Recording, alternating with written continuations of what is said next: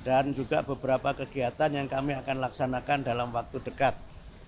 Yang pertama, kami akan menyelenggarakan puncak peringatan Hari Guru Nasional 2024 yang insya Allah diselenggarakan tanggal 28 November jam 3 sampai jam 5 di Velodrome Rawamangun.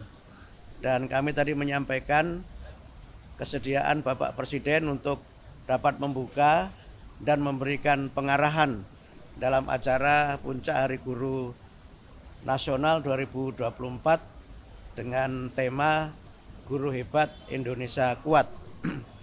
Yang dalam acara tersebut nanti akan disampaikan peningkatan kesejahteraan guru non-ASN sebesar 2 juta rupiah dan peningkatan untuk gaji guru ASN sebesar gaji pokok yang mereka miliki. Nanti akan disampaikan pada saat puncak peringatan Hari Guru. Kemudian yang kedua, kami menyampaikan terkait dengan beberapa yang menjadi kebijakan kami untuk pembelajaran coding sebagai ekstrakurikuler, sebagai kurikulum atau mata pelajaran pilihan di sekolah. Yang dimulai dari sekolah dasar, mungkin nanti kita akan kaji apakah mulai dari kelas 4 atau seterusnya. Dan itu bisa kita selenggarakan sebagai bagian dari materi pelajaran pilihan di sekolah. Dan Pak Presiden sangat mendukung untuk pembelajaran coding di sekolah. Kemudian yang ketiga, ini yang mungkin sangat ditunggu oleh teman-teman wartawan terkait dengan PPDB zonasi. Tadi kami bahas secara khusus dengan Bapak Presiden. Kami menyampaikan hasil-hasil kajian yang sudah kami lakukan dengan para kepala dinas pendidikan di seluruh Indonesia beberapa waktu yang lalu, dan juga kajian para pakar dan juga audiensi kami dengan beberapa stakeholder penyelenggara pendidikan. Nah, intinya terkait dengan PPDB, Pak Presiden meminta atau menugaskan kami untuk memperdalam kembali kajian pelaksanaannya, dan nanti keputusan terkait dengan pelaksanaan PPDB akan dibahas secara khusus dalam sidang kabinet.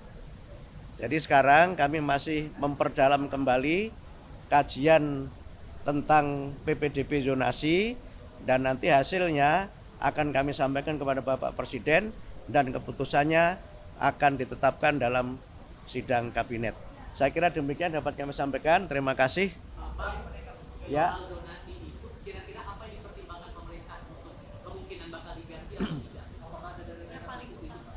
Jadi begini, zonasi itu kan filosofinya ada 4 ya. Yang pertama, zonasi itu kan filosofinya pendidikan bermutu untuk semua. Yang kedua adalah inklusi sosial. Yang ketiga, integrasi sosial. Yang keempat, kohesivitas sosial. Ini semangat dari zonasi itu. Sehingga mereka, anak-anak ini bisa belajar di sekolah-sekolah yang dekat dengan rumahnya. Yang kedua, anak-anak dari berbagai kelas sosial itu juga bisa belajar di sekolah yang sama. Sehingga tidak ada segregasi antara, mohon maaf, misalnya anak-anak dari kelas yang mampu dengan tidak mampu. Atau saya sering gunakan bahasa, tidak ada segregasi antara yang elit dengan yang alit. Karena itu ada inklusi sosial di situ. Karena zonasi itu kan pakai empat kriteria. Yang pertama domisili, tempat tinggal. Yang kedua prestasi, yang ketiga afirmasi, yang keempat mutasi. Jadi dasarnya kan itu. Domisili tentu mereka yang tinggal terdekat dengan lingkungan sekolah itu. Prestasi adalah anak yang tidak tinggal di lokasi terdekat, tapi dia punya prestasi untuk diterima di situ. Yang ketiga, afirmasi itu untuk 2 kelompok. Pertama, kelompok dari keluarga kurang mampu, yang kedua dari kelompok difabilitas. Nah, mutasi itu adalah anak yang mutasi karena mengikuti tugas orang tuanya. Sehingga dengan 4 kriteria itu, nanti kami akan sempurnakan lagi prosentasenya akan seperti apa. Yang sekarang jadi persoalan kan memang persentase yang diterima dari domisili itu berapa persen, yang prestasi berapa persen, ini yang seringkali jadi persoalan. Kalau yang afirmasi itu sudah kami patok 20%. Karena bagian dari pemihakan negara terhadap kelompok-kelompok yang memang kita anggap sebagai kelompok lemah. Ya, kelompok yang memang secara ekonomi memang lemah dan memang secara fisik dia kelompok-kelompok difabel. Nah, yang mutasi tentu tidak banyak karena ini kan memang sifatnya ya misalnya wartawan pindah tugas, anaknya harus ikut itu, atau misalnya dosen pindah tugas atau anggota dewan dan sebagainya. Ini tidak banyak jumlahnya. Sehingga karena itu maka kami mencoba untuk melihat ini. Nah, yang kedua yang juga perlu kami lihat berdasarkan pengalaman beberapa daerah, itu nanti juga ada alokasi untuk sekolah swasta. Karena selama ini di antara kritik terhadap zonasi itu banyak sekolah swasta yang tutup, tidak kebagian murid. Sementara negeri itu muridnya berlebih, yang karena muridnya berlebih itu kadang standar mutunya tidak dapat terpenuhi. Karena rasio guru dan murid menjadi tidak seimbang, sarana dan prasarana juga menjadi tidak dapat tersedia dengan sebaik-baiknya. Nah, berbagai kelemahan ini sedang terus kita pelajari dan kami perdalam sehingga mudah-mudahan pada tahun pelajaran 2025-2026 itu kami sudah bisa menerapkan zonasi dengan sistem baru yang kajiannya terus kami lakukan dan keputusannya nanti dalam sidang kabinet. Tidak hanya persentase, tapi juga nanti bagaimana sekolah-sekolah swasta juga. Sekolah-sekolah swasta itu kalau pengarah beberapa daerah itu kan ada yang kemudian disubsidi. Nah, tapi ini sangat bergantung dari kemampuan pemerintah daerah. Ada juga yang misalnya negeri dibatasi tapi swastanya dilihat akreditasinya. Nah, ini nanti berbagai skenario dan praktek baik yang ada di provinsi-provinsi itu yang coba nanti kita perdalam lagi dan nanti kemudian akan kita ambil kebijakan zonasi sehingga ya dapat mencapai 4 idealisme tadi itu. Pendidikan bermutu untuk semua, kemudian integrasi, inklusi dan kohesi sosial.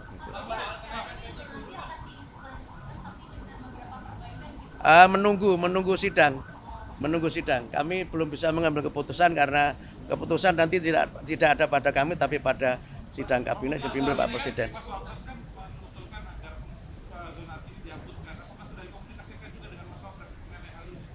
Kami belum bertemu dengan Mas Wapres soal ini. Kami baru menyampaikan pada Pak Presiden karena kami sudah memang sudah menyampaikan untuk bertemu sudah cukup lama dan minta beliau untuk hadir di acara puncak Hari Guru itu. Gitu ya. Jadi begini. Jadi yang guru non ASN honorer itu dengan dapat sertifikasi, maka pendapatan dia akan menjadi 2 juta. Itu di luar gaji dia di sekolah asalnya ya. Jadi dia kan sudah punya gaji di sekolah asalnya itu. Yang gaji itu bervariasi menurut kemampuan sekolah. Tapi dengan dia sertifikasi, maka dia akan dapat tunjangan sertifikasi sebesar 2 juta itu. Semua. Jadi malah kalau guru yang ASN itu malah hanya gaji pokok saja sesuai dengan gaji pokok dia. Yes, gaji pokoknya sesuai dengan gaji pokok dia, 1 kali gaji pokok. Yang gaji pokok itu tentu berbeda sesuai dengan kepangkatan dan sebagainya. ASN-nya naik tapi kenaikannya sesuai gaji pokok. Saya nggak tahu gaji pokoknya berapa, saya nggak tahu. Ya. Jadi peningkatan kesejahteraan ini juga nanti mengikuti peningkatan kualifikasi. Gitu. Jadi karena dia kan sudah dapat sertifikasi, dia harus ikut PPG. Nah, PPG itu kan pelatihan untuk bagaimana guru yang sudah memenuhi kualifikasi D4 atau S1 itu meningkat kualifikasinya sesuai amanat undang-undang kan harus punya kualifikasi. Yang dengan kualifikasi itu dia punya sertifikasi. Dengan dapat sertifikasi maka dia dapat tunjangan sertifikasi. Jadi clear ya. Jadi bentuknya tunjangan kesejahteraan melalui sertifikasi. Ya kalau pendapatnya meningkat masa kualitasnya nggak meningkat. Jadi kira-kira begitu.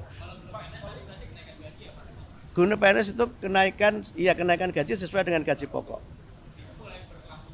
2025.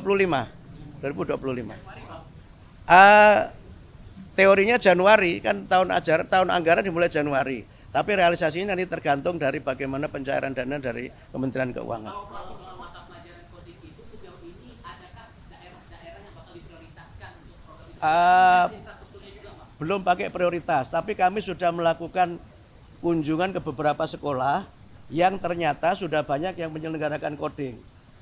Saya ke Medan, di Jakarta, beberapa tempat, bahkan tadi juga baru saja ada acara, malah ada gerakan perempuan untuk pengembangan coding di sekolah itu. Nah ternyata coding itu variasinya ada 3. Pertama ada coding yang dia online, yang dia memang internet based. Yang kedua ada coding yang dia unplug, yang dia tidak pakai internet, tapi ada paketnya yang sudah khusus. Yang ketiga ada coding yang unplug dan tidak ada paket khusus, tapi berupa alat-alat permainan bisa dikembangkan sendiri. Sehingga dengan variasi ini kami melihat di lapangan prakteknya coding itu diselenggarakan dalam 2 mata pelajaran. Yang dia online itu di mata pelajaran teknik informatika. Tapi yang tidak itu bisa di mata pelajaran keterampilan. Sehingga dia bisa saja coding ini tidak menambah mata pelajaran, hanya merubah isi mata pelajaran yang sudah ada. Nah, dengan cara begitu maka kami mungkin tidak perlu menambah guru, tapi hanya melatih guru yang mengajar coding. Gitu. Karena kan hubungannya dengan infrastruktur dan kebanyakan infrastruktur yang mendukung itu kebanyakan di sekolah-sekolah yang ada di perkotaan, Pak. Enggak selalu. Ada Yayasan Sukma itu di Palu, di satu kota di mana di Sulawesi Tengah. Jadi enggak selalu di kota, karena kalau dia unplug, tidak usah pakai internet, dia bisa di mana saja. Bisa di mana saja. Yang penting ada materinya dan ada tutornya. Yang penting itu.